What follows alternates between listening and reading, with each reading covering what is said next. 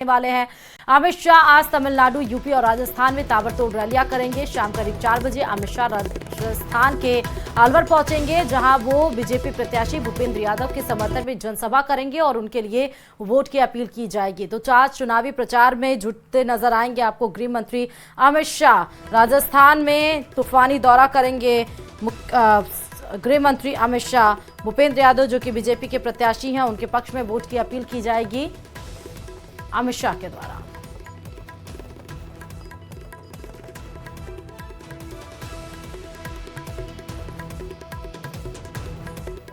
तो अलवर से बीजेपी के प्रत्याशी हैं भूपेंद्र यादव, जिनके पक्ष में वोट की अपील आज गृह मंत्री अमित शाह के द्वारा की जाएगी। इसके पहले हमने देखा प्रधानमंत्री नरेंद्र मोदी आए हुए थे राजस्थान के दौरे पर। रोड शो भी बीजेपी की तरफ से किया गया, जिसको लीड किया पीएम मोदी ने।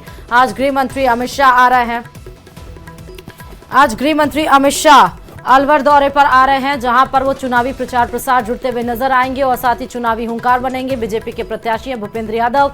ललित यादव यहां से कांग्रेस की तरफ से उतारे गए हैं, युवा चेहरा है, पहली बार किस्मत आजमा रहा है ललित यादव। लेकिन उसके पहले भूपेंद्र यादव जो कि केंद्रीय नेतृत्व हैं, मंत्री रहे हैं सेंट्रल गवर्नमेंट में और आज अब सांसदीय का चुनाव लड़ रहे हैं। तो देखना अब ये है कि कृषि मंत्री भूपेंद्र यादव के पक्ष में इस बार अलवर की जनता इनको वोट देती है। हालांकि अलवर की सीट बीजेपी ने पिछली बार जीती थी, क्योंकि 25 की 25 सीटें ही बीजेपी के खाते में गई थी। इस बार मिशन 25 में बीजेपी वैसे भी जुटी हुई है। टारगेट इस बार बड़ा है, इसलिए चुनावी प्रचार प्रसार जोरों शोरों से बीजेपी का आप देख रहे हैं।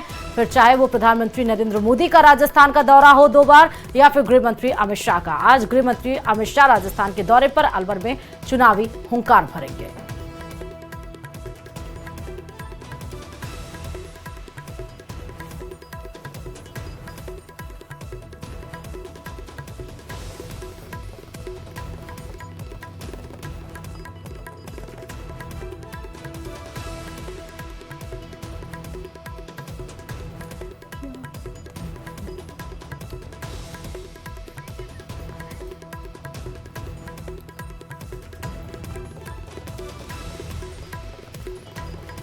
तो बड़ी खबर आपको अलवर से बता रहे हैं, जहां पर गृह मंत्री अमित शाह आज अलवर आएंगे और अमित शाह भूपेंद्र यादव जो कि बीजेपी के प्रत्याशी हैं, उनके पक्ष में आज जनसभा को संबोधित करेंगे। उधर कांग्रेस ने ललित यादव को उतारा है। दोनों ही यादव बेल्ट से दोनों ही जातीय समीकरण को साधने की कोशिश दोनों पार्टियों ने की है। अब देखना है कि सियासी समीकरण और जाति समीकरण कौन साफ पाता है। फिलहाल अलवर में आज गरजेंगे गृह मंत्री अमित शाह। बाबूलाल संवाददाता हमारे साथ इस खबर पर लाइव जुड़े हुए, सीधे उनकी तरफ रुख करते हुए। बाबूलाल, आज अलवर में चुनाव प्रचार प्रसार करने के लिए गृह मंत्री अमित शाह खुद आ रहे हैं। क्या आपको लग रहा है कि अलवर की फाइट इतनी दिलचस्प, इतनी टाइट है कि गृह मंत्री को दौरा करना पड़ रहा है? बाबूलाल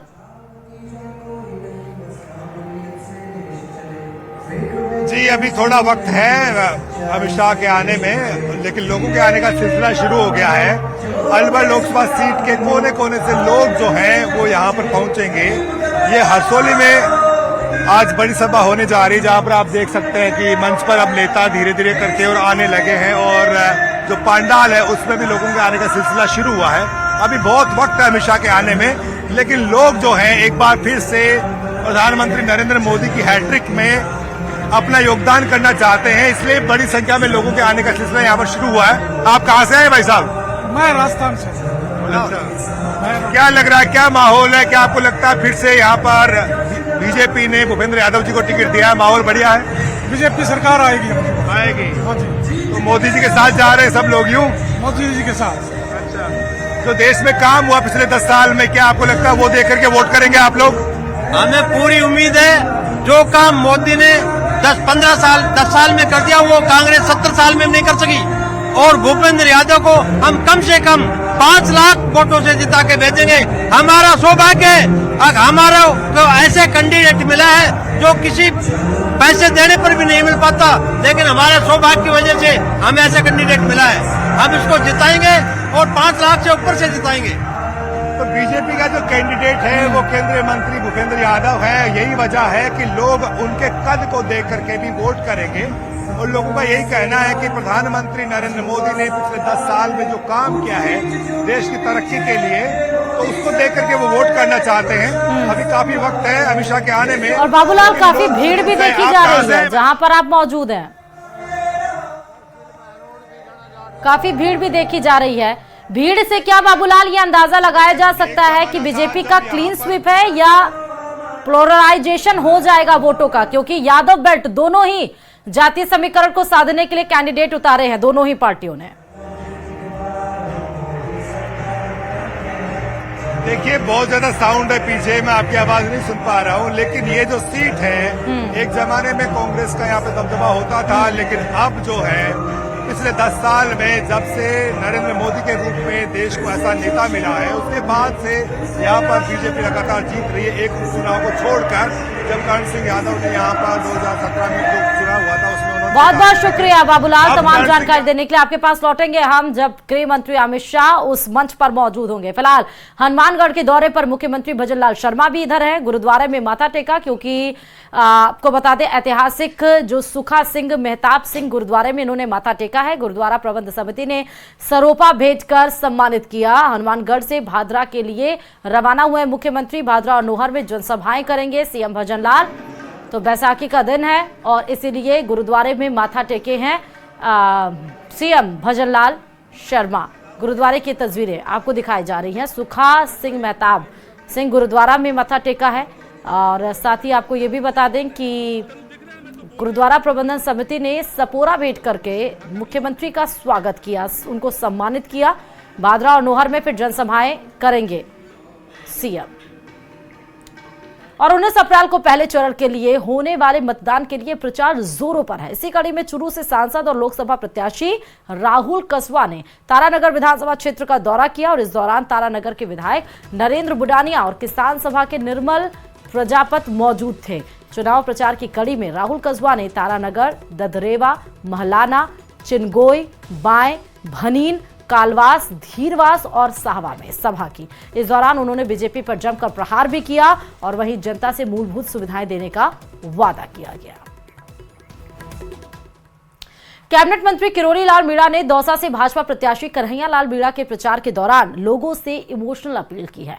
महुआ में भाजपा एसटी कार्यकर्ताओं की एक बैठक में उन्होंने भाजपा की उपलब्धियों को गिनाते हुए कहा कि अगर दौसा से बीजेपी नहीं जीतेगी तो वह अपना मंत्री पद त्याग देंगे।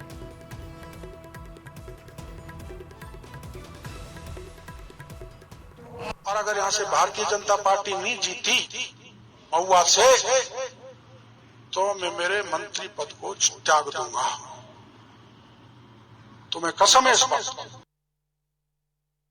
खबर झालावाड़ से बताते चले। झालावाड़ 12 लोकसभा क्षेत्र से बीजेपी प्रत्याशी दुष्यंत सिंह बैसाखी पर्व के मौके पर झालावाड़ के आनंद विहार स्थित गुरुद्वारा में मत्था टेका। इस दौरान गुरुद्वारा श्री गुरु सिंह सभा कमेटी ने दुष्यंत सिंह का सरोपा भेंट कर स्वागत अभिनंदन किया। इस दौरान दुष्यंत सिंह ने गुरुद्वारा में मौजूद सिख समुदाय के लोगों से मुलाकात की और उन्हें बैसाखी पर्व की बधाई भी दी। इस दौरान उनके साथ बीजेपी अल्पसंख्यक मोर्चा के कई पदाधिकारी और अन्य नेता भी मौजूद रहे।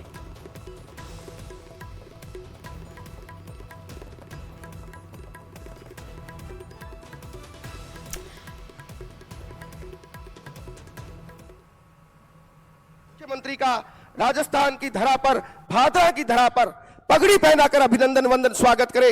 तालियों की गूंज रुकनी नहीं चाहिए, क्योंकि मुख्यमंत्री महोदय हमारे अपने, हमारे बीच में से आए हुए संघर्षों का लंबा रास्ता जिन्होंने तय किया है,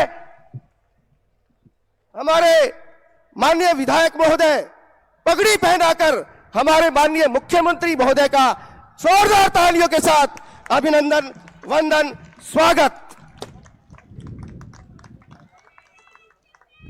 मैं निवेदन करूंगा हमारे सभी जनप्रतिनिधियों से कि हमारे प्रदेश के मुखिया हमारे दिलों की धड़कनों में जिनके विचार बसते हैं, ऐसे हमारे मुख्यमंत्री का एक बड़ी माला के साथ स्वागत करें। पूरे भादरा क्षेत्र की ओर से हमारे सभी जनप्रतिनिधियों से मेरा निवेदन।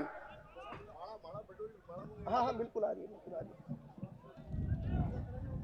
हमारे मुख्यमंत्री जिनमें किसान की छवि दिखती है, जिसमें मजदूर की छवि दिखती है, जिसमें सैनिक की छवि दिखती है, जिसमें तपे हुए तपस्वी की छवि दिखती है, जो हमारे अपने हैं, हमारे बीच के हैं। जोरदार तालियों के साथ माननीय मुख्यमंत्री महोदय का सभी जनप्रतिनिधियों की ओर से अभिनंदन वंदन स्वागत। दलबीर जी थे भी जाओ सागे। भजनलाल जी शर्मा को जय श्री राम, जय श्री राम। भजनलाल जी शर्मा को, भजनलाल जी शर्मा को, भजनलाल जी शर्मा को 4 जून 4 जून 400 पार, 4 जून 4 जून 4 जून विप्र समाज स्वागत करो। हाँ, मैं आमंत्रित कर रहा हूं हमारे भादरा क्षेत्र के जो माइनॉरिटी के हमारे वरिष्ठ पदाधिकारी हैं, मुस्लिम समाज के, जिनका बहुत बड़ा योगदान भारतीय जनता पार्टी के साथ श्रीमान संजीव बेनीवाल के नेतृत्व में रहा है, कि आप आए और माननीय मुख्यमंत्री महोदय का अभिनंदन वंदन स्वागत करें। हमारे आदरणीय अयूब जी जमाला साहब और सारे साथीगण आए और हमारे मुख्यमंत्री महोदय को विश्वास दिलाएं कि भादरा क्षेत्र का मुस्लिम समाज। और अगली खबर हनुमानगढ़ से ही है। हनुमानगढ़ की रावतसर नगर पालिका में पालिका अध्यक्ष और अधिशासी अधिकारी की लड़ाई एक बार फिर खुलकर सामने आ गई है और कार्यालय में जमकर लात घूसे भी चले। तस्वीरें भी आप देख सकते हैं। दरअसल भूमि शाखा पर ताले लगे होने को लेकर पालिका अध्यक्ष श्याम सुंदर मेघवाल पार्षदों के साथ अधिशासी अधिकारी के चैम्बर में पहुंचे तो दोनों में विवाद हो गया। इसी के बाद दोनों में जमकर लात घूसे चले। मामले को लेकर अधिशासी अधिकारी ने पालिका अध्यक्ष सहित अन्य के खिलाफ केस दर्ज कराया है।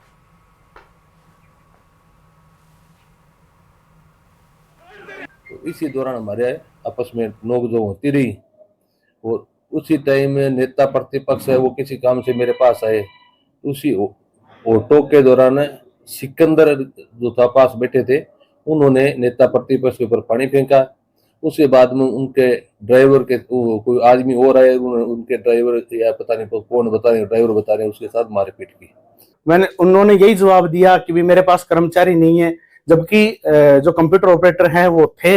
ऐसे में किसी भी सूरत में यह बर्दाश्त नहीं किया जाएगा कि भी जो आमजन है, आमजन के जो रोजमर्रा के कार्य है वो आचार संहिता का बहाना लेते हुए रोके जाएं, क्योंकि डिपार्टमेंट ने स्पष्ट तौर पर निर्देश दिया है कि आचार संहिता के बहाना लेते हुए किसी के रोजमर्रा के कार्य नहीं रोके जाएं। अजमेर से खबर आपको बता दें, अजमेर के लक्ष्मी मार्केट में भीषण आग लग गई है। 28 घंटों में आग पर काबू नहीं पाया गया है।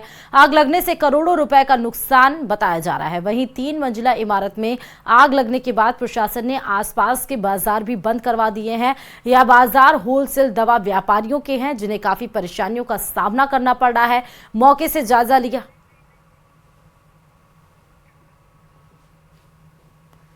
तीन 350 दुकानों को बंद करा दिया गया है। बेसमेंट से लेकर 3 मंजिला इस दुकान में आग लगी थी। कल ही ये आग लगी थी, लेकिन 26 घंटे से ज्यादा बीत गए।